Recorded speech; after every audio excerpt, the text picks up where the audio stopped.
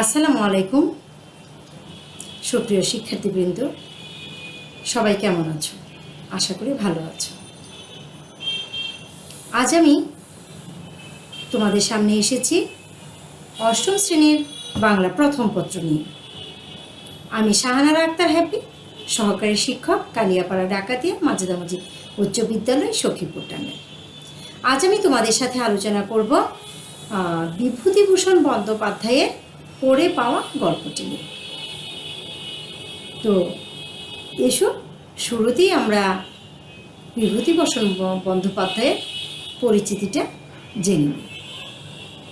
বিভূতিভূষণ বন্দ্যোপাধ্যায় জন্মগ্রহণ করেন 1894 খ্রিস্টাব্দে 24 পরগনা জেলার মুরারিপুর গ্রামে।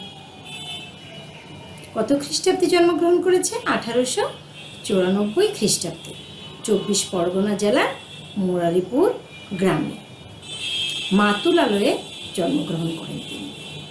তার পৈতৃক বাড়ি পশ্চিমবঙ্গের 24 পরগনা জেলার ব্যারাকপুর গ্রামে। তার বাল্য ও কৈশোরকাল কেটেছে দারিদ্র্যের মধ্যে। মাতার নাম ছিল মৃণালিনী দেবী, পিতা মহানন্দ বন্দ্যোপাধ্যায়।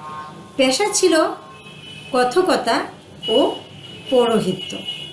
কলকাতা বিশ্ববিদ্যালয়ে MA পড়াকালে 1918 সালে তার প্রথম স্ত্রীর মৃত্যু ঘটলে প্রাতিষ্ঠানিক শিক্ষা অসমাপ্ত থাকে। তারপর স্কুলে শিক্ষকতা সহ নানা পেশা তার জীবন অতিবাহিত হয়। এর 22 বছর পরে তিনি দ্বিতীয়বার বিয়ে করেন, তা হলো 1940 খ্রিস্টাব্দে। তিনি একাধারে ছোট গল্প, উপন্যাস, দিনলিপি ও ভ্রমণ কাহিনী রচনার মধ্যে তার জীবনের আনন্দ তিনি খুঁজে পেয়েছেন। তিনি একাধারে কী লিখেছেন? ছোট গল্প লিখেছেন, উপন্যাস লিখেছেন, দিনলিপি লিখেছেন, ভ্রমণ কাহিনী লিখেছেন এবং এগুলোর মাঝে তার জীবনের আনন্দ তিনি খুঁজে পেয়েছেন। তার রচিত সাহিত্যে প্রকৃতি ও মানব জীবন এক অখণ্ড অবিচ্ছিন্ন সত্তার সমন্বিত হয়েছে। তার সাহিত্যে প্রকৃতির যে অনাবিল সৌন্দর্য এবং গ্রাম বাংলার সাধারণ মানুষের জীবন আচরণের সজীব এবং নিখুঁত চিত্র তিনি অঙ্কন করেছেন। পথের পাঁচালী, অপরাজিত উপন্যাস যেমন তার শ্রেষ্ঠ কীর্তি, তেমনি বাংলা সাহিত্যে এক অমূল্য সম্পদ। তার অন্যান্য রচনার মধ্যে উল্লেখযোগ্য উপন্যাস হল অরণ্য, ইছামতি, গল্পগ্রন্থ হল মেঘমল্লার, মৌরিফুল, ভ্রমণ, দিনলিপি, তৃণাঙ্কুর, স্মৃতির রেখা, কিশোর উপন্যাস চাঁদের পাহাড়, মিসমিদের কবচ, হীরামানিকজন। 1950 খ্রিস্টাব্দে বিভূতিভূষণ বন্দ্যোপাধ্যায়ের জীবন অবসান ঘটে। বিভূতিভূষণ বন্দ্যোপাধ্যায় কত খ্রিস্টাব্দে জন্মগ্রহণ করেছে? 1894 খ্রিস্টাব্দে। কোথায় জন্মগ্রহণ করেছে? 24 পরগনা জেলার মুরারিপুর গ্রামে। মৃত্যুবরণ করেন 1950 খ্রিস্টাব্দে। এতক্ষণ আমরা কবি পরিচিতিটা জেনে নিলাম। এখন আমরা পড়ে পাওয়া গল্পটি পড়ব। সেই পড়ে পাওয়া গল্প থেকে নতুন কিছু শব্দ ও তার অর্থ আগে আমরা একটু জেনে নিই। লক্ষ্য করো, দিব্যি। দিব্যি অর্থ চমৎকার, আশাতীতভাবে। সংশয়, সংশয় অর্থ সন্দেহ, দ্বিধা। গহনা, গহনা অর্থ অলঙ্কার। অনাদৃত, অবহেলিত, উপেক্ষিত, গুরুত্ব দেওয়া হয়নি এমন। বিচুলি গাদা, ধানের খড়ের স্তূপ। নাট মন্দির, নাট মন্দির অর্থ দেব মন্দিরের সামনের ঘর, যেখানে নাচ গান হয়, তাকে কি বলে? নাট মন্দির বলে। দেব মন্দিরের সামনের ঘর, যেখানে নাচ গান করা হয়। বৈষ্ণব, হরিণ করে জীবিকা অর্জন করে এমন বৈষ্ণব। হরিনাম সংকীর্তন করে কি জীবিকা অর্জন করে এমন বৈষ্ণব অপ্রতিভভাবে অর্থাৎ বিব্রত বা লজ্জিতভাবে পত্রপাঠ বিদায়, তৎক্ষণাৎ বিদায়। চৌকিদার, প্রহরী, কাপালীয় তান্ত্রিক হিন্দু সম্প্রদায়। চণ্ডী মণ্ডপ, যে মণ্ডপে বা ছাদযুক্ত চতুরে দুর্গা, কালী প্রভৃতি দেবীর পুজো হয়। দণ্ডবত অর্থ মাটিতে পড়ে ষষ্ঠাঙ্গে প্রমাণ। দণ্ডবত মাটিতে পড়ে ষষ্ঠাঙ্গে প্রমাণ। আড়ি, ধান, গম ইত্যাদি পরিমাণ বিশেষ ধান মাপা, বেতের ঝুড়ি বা পাত্র। আচ্ছা, এতক্ষণ আমরা শব্দ অর্থগুলো জেনে নিলাম। তো এসো এখন আমরা পড়ে পাওয়া গল্পটি আমরা পড়ি। পড়ে পাওয়া বিভূতিভূষণ বন্দ্যোপাধ্যায়। কালবৈশাখীর সময়টা, কালবৈশাখী কখন হয়? বৈশাখ মাসে বিকেল বেলার যে সময়টা, ওই সময়টার কথা বলা হয়েছে। কালবৈশাখী সময়টা আমাদের ছেলেবেলার কথা। বিধু, সিধু, নিধু, তিনু, বাদল এবং আরও অনেকে দুপুরের বিকট গরমের পর নদীর ঘাটে নাইতে গিয়েছি। কে কে গিয়েছে? বিধু, সিধু, নিধু, তিনু, বাদল এবং আরও অনেকে দুপুরের বিকট গরমের পর নদীর ঘাটে নাইতে গিয়েছে ওরা। আর কোন সময়টার কথা বলেছে? ছেলেবেলার কথা বলেছে। বিধু আমাদের দলের মধ্যে বয়সে বড়। বিধু যে তাদের যে দলটা, সেই দলের মধ্যে বয়সে একটু বড়। সে হঠাৎ কান খাড়া করে বলল, ওই শুন। কে বলল? বিধু বলল যে ওই শুন। আমরা কান খাড়া করে শোনার চেষ্টা করলাম। কিছু শুনতে বা বুঝতে না পেরে বললাম, কিরে? বিধু আমাদের কথার উত্তর দিলে না, তখনও কান খাড়া করে রয়েছে। হঠাৎ আবার সে বলে উঠল, ওই শুন। আমরা এবার শুনতে পেয়েছি। দূর পশ্চিম আকাশে ক্ষীণ গুড়গুড় মেঘের আওয়াজ। নিধু তাচ্ছিল্যের সঙ্গে বললে, ও কিছু না। বিধু ধমক দিয়ে বলে উঠল, কিছু না মানে? তুই সব বুঝিস কি না? বৈশাখ মাসে পশ্চিম দিকে ওরকম মেঘ ডাকার মানে তুই কিছু জানিস? সবাইকে বলছে যে বৈশাখ মাসে এরকম মেঘ ডাকার শব্দ কি তুই কিছু জানিস? ঝড় উঠবে। সে বলছে যে ঝড় উঠবে। তার ধারণা বা বৈশাখ মাসে এরকম পশ্চিম দিকে যদি মেঘের গুড়গুড় আওয়াজ হয় তাহলে ঝড় ওঠে। আর সে যেহেতু দলের একটু বড় এবং সে একটু বুদ্ধিমানও বেশি।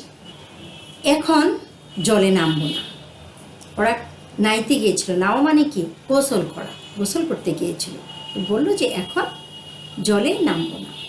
কালবৈশাখী আমরা সকলে ততক্ষণে বুঝতে পেরেছি ও কি বলছে। সে কি বলছে। কালবৈশাখীর ঝড় মানে আম কুড়ানো।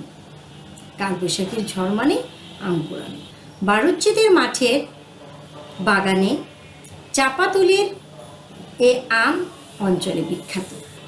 বারুজ্যেদের মাঠের বাগানে চাপাতুলের আম এ অঞ্চলে বিখ্যাত। আচ্ছা, মিষ্টি কি? এই সময়ে পাকে। যে সময়টা তারা কথা বলছে এই সময় সে বাগানের আম পাকে। ঝড় উঠলে তার তলায় ভিড়ও তেমনি। যে আগে গিয়ে পৌঁছাতে পারে তারই জয়। অর্থাৎ কেন? সে আম বেশি পাবে, এই জন্য।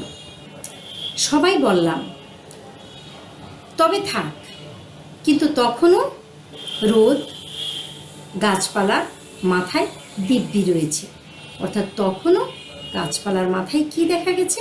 রোদ দেখা গেছে। আমাদের অনেকের মনে সন্দেহ তখনও দূর হয়নি। কোন সন্দেহের কথা বলছে? যে ঝড় উঠবে কিনা, আদৌ ঝড় উঠবে কিনা, সেই সন্দেহটা এখনও তাদের মাথা থেকে দূর হয়নি। আর এখানে বলছে যে বারুজ্যদের মাঠে, বারুজ্য বলতে কি, ব্যানার্জি থেকে এখানে বারুজ্য শব্দটি এসেছে। ঠিক আছে। আর কোন বাগানের কথা বলেছে? কোন বাগানে যাবে তারা? চাপাতলির আম বাগানে। তাদের মনে এখনো সন্দেহ কাটেনি আর কি, যে আসলে ঝড় উঠবে কিনা। ঝড় বৃষ্টির লক্ষণ তো কিছু দেখা যাচ্ছে না, তবে বহু দূরাগত ক্ষীণ মেঘের আওয়াজ শোনা যাচ্ছে। ওরই ক্ষীণ সূত্র ধরে বোকার মতো চাপাতলির তলায় যাওয়া কি ঠিক হবে? চাপাতলির তলায় কি? সেখানে আমবাগানে ওখানে যাওয়া কি, ওই ক্ষীণ শব্দের সুর ধরে ওখানে যাওয়া কি আমাদের ঠিক হবে? এটা মানে তাদের ভিতরে একটা সন্দেহ, সংশয় যে ওখানে যাবে কিনা। বিধু আমাদের সকল সংশয় দূর করে দিলে, যেমন সে চিরকাল আমাদের সকল সংশয় দূর করে এসেছে। কি বোঝাচ্ছে এখানে? অর্থাৎ বিধু কি? বিধু হলো তাদের যে দল, তারা একসাথে খেলাধুলা করে, তাদের মধ্যে, তাদের গ্রুপের মধ্যে কি বিধু একটু বয়সে বড়, এবং কি বিধুকে বুদ্ধিমানও তারা মনে করে, এবং বিধু তাদেরকে অনেক দিক নির্দেশনা দিয়ে থাকে। বিধু কি করেছে? তাদের সকল সংশয় দূর করেছে। কিভাবে দূর করেছে? যে সকল সংশয় দূর করে দিল। যেমন সে চিরকাল আমাদের সকল সংশয় দূর করে এসেছে। সে জানিয়ে দিল যে সে নিজে এক্ষুনি চাপাতলির আমতলায় যাচ্ছে। যার ইচ্ছা হবে সে ওর সঙ্গে যেতে পারে। আমবাগানটা কোথায়? চাপাতলি। তোমাদের নৈর্ঋত্যিকে থাকতে পারে, তোমরা একটু খেয়াল করে শুনবে, তাহলে এরকম নৈর্ঋত্যিক আসলে তোমাদের আর ভুল হবে না। সে কি বলছে? আমি এক্ষুনি চাপাতলির আমতলায় যাচ্ছি, আর যার ইচ্ছে সে আমার সঙ্গে যেতে পারে। এটা কার কথা? বিধুর কথা। এরপর আর আমাদের সন্দেহ রইল না, আমরা সবাই ওর সঙ্গে চললাম। অল্পক্ষণ পরেই প্রমাণ হলো ও আমাদের চেয়ে কত বিজ্ঞ, অর্থাৎ কত জ্ঞানী। অল্পক্ষণ পরেই তারা বুঝতে পেরেছে যে বিধু আমাদের চেয়ে কত বিজ্ঞ। ভীষণ ঝড় উঠল, কালো মেঘের রাশি উড়ে আসতে লাগলো পশ্চিম থেকে। ভীষণ ঝড় উঠল, কালো মেঘের রাশি উড়ে আসতে লাগলো পশ্চিম থেকে। বড় বড় গাছের মাথা ঝড়ের বেগে লুটিয়ে লুটিয়ে পড়তে লাগলো। ধুলোতে চারিদিক অন্ধকার হয়ে গেল। একটু পরেই ঠান্ডা হাওয়া বইল। ফোঁটা ফোঁটা বৃষ্টি পড়তে পড়তে চরচর করে ভীষণ বাদলের বর্ষা নামল। কিছুক্ষণ পরেই কি হলো? ঝড় এলো, এবং এমন বাতাস বইল, বড় বড় গাছের যে মাথাগুলো মনে হয় নুয়ে যাচ্ছে, এবং ঠান্ডা হাওয়া শুরু হলো। আর ধুলোতে চারদিক অন্ধকার হয়ে গেল। একটু পরেই ঠান্ডা হাওয়া বইতে শুরু করলো, আর ফোঁটা ফোঁটা বৃষ্টি পড়তেই শুরু করলো, তাই না? তখন বৃষ্টিও শুরু হলো। ভীষণ বর্ষা, বাদলের বর্ষা নেমে এলো। বড় বড় আমবাগানের তলাগুলো ততক্ষণে ছেলে মেয়েতে পূর্ণ হয়ে গিয়েছে, কারণ ওই বৈশাখ মাসের ঝড় মানেই কি? আমকুড়ুন। বড় বড় আমবাগানের নিচে কি হয়েছে? ততক্ষণে ছেলে মেয়েতে পূর্ণ হয়ে গেছে। আম রয়েছে, আম ঝরছে শিলাবৃষ্টির মতো। আম এত ঝড়, এত বৃষ্টি, শিলাবৃষ্টির মতো ঝরঝর করে আম পড়ছে। প্রত্যেক ছেলের হাতে এক এক বোঝা আম, প্রত্যেক ছেলেদের হাতে এক এক বোঝা আম। আমরাও যথেষ্ট আম কুড়ালাম। আমের ভারে নুয়ে পড়লাম একজন। ভিজতে ভিজতে কেউ অন্যতলায় চলে গেল, অনেকে আবার অন্যতলায় চলে গেল। কেউ বাড়ি চলে গেল আমের বোঝা নামিয়ে আসতে, মানে কেউ কেউ বাড়ি চলে গেল। অনেকে ভাবলো যে অনেক আম হয়েছে, বাড়ি রেখে আবার আসবে। আমি আর বাদল সন্ধ্যের অন্ধকারে নদীর ধারের পথ দিয়ে বাড়ি ফিরছি। পথে কেউ কোথাও নেই। ছোট বড় ডালপালা পড়ে পথ ডেকে গিয়েছে। পাকা নোনা নোনা গাছের ডাল কোথা থেকে উড়ে এসে পড়েছে। কাঁটাওয়ালা সাইবাবলার ডালে পথ ভর্তি, অর্থাৎ এত ঝড় হয়েছে গাছপালার ডালগুলো ভেঙে রাস্তাতে এসে পথে এসে পড়ে আছে।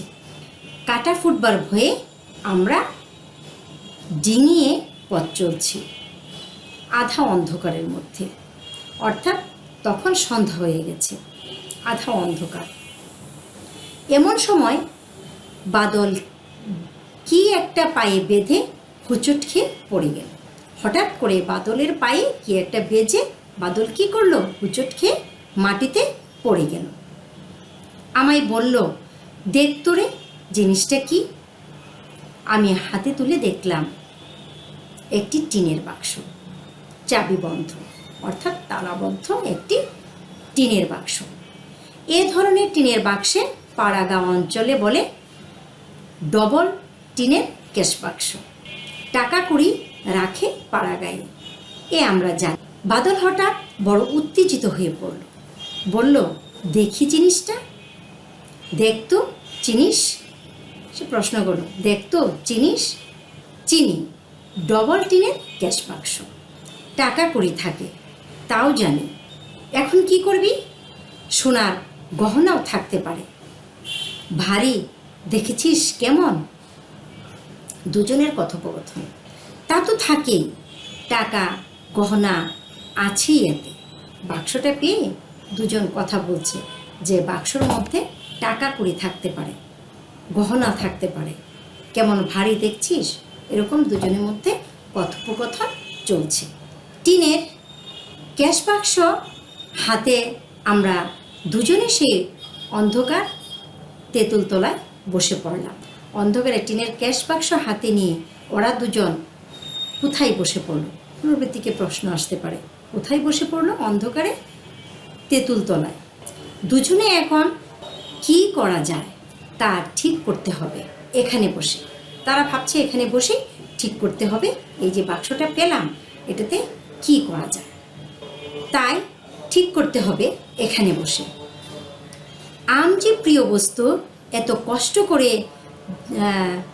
জল ঝড় অগ্রাহ্য করে যা কুড়িয়ে এনেছি তাও একপাশে অনাদৃত অবস্থায় পড়ে রইল, অর্থাৎ অনাদরে সেটাকে রেখে দিয়ে তারা এখন ব্যস্ত হয়েছে কি নিয়ে? টিনের সেই বাক্সটা নিয়ে, যে বাক্সটা তারা পেয়েছে। থলেতে বা দড়ির বোনা গেজেতে কি পড়ে রয়েছে? যে তারা আম যে কুড়িয়েছে সে আমগুলো থলেতে তারা কি করেছে? একপাশে পড়ে রয়েছে। তা তো বটেই, কে জানবে আর। এখন কি করা যায় বল? বাক্স তো তালাবদ্ধ। তারা ভাবছে এখন কি করা যায়, বাক্স তো তালাবদ্ধ। এক্ষুনি ইট নিয়ে ভাঙি যদি বলিস তো। দুজন বলছে, যদি এক্ষুনি বলিস তাহলে ইট দিয়ে এটার তালাটা কি করি, তালাটা ভেঙে ফেলি। ও না জানি কত কি আছে রে এর মধ্যে, তুই আর আমি দুজনে নেব, আর কেউ না। খুব সন্দেশ খাবো। ওরা ছেলে মানুষ, তাদের ভিতরে ভেতর মানে এমন একটা প্রশ্ন এসেছে যে আমরা দুজনেই নেব, নিয়ে আমরা কি করব? খুব সন্দেশ খাবো। ঝড়ের ঝাপটা আবার এলো। আমরা তেঁতুল গাছের গুড়িটায় আড়ালে গিয়ে আশ্রয় নিলাম। তেঁতুল গাছে ভূত আছে সবাই জানে, কিন্তু ভূতের ভয় আমাদের মন থেকে চলে গিয়েছে। অন্যদিনে আমাদের দুজনের কারোরই সাধ্য ছিল না এ সময় এ গাছতলায় বসে থাকি। অর্থাৎ তাদের বাক্সটা যে হাতে পেয়েছে, বাক্সটা হাতে পাওয়ার পরে তাদের আর অন্য কিছুর কথা কি নেই, মনে নেই। বাদল বলল, শীতে কেঁপে মরছি, কি করা যাবে বল? বাড়ি কিন্তু নিয়ে যাওয়া হবে না, তাহলে সবাইকে ভাগ দিতে হবে, সবাই জেনে যাবে। কি করবি? শিক্ষার্থী বন্ধুরা, আজ এ পর্যন্তই থাক। আমরা সামনের ক্লাসে বাকি অংশটুকু নিয়ে তোমাদের সাথে আলোচনা করব। সে পর্যন্ত তোমরা সকলেই ভালো থেকো। ধন্যবাদ।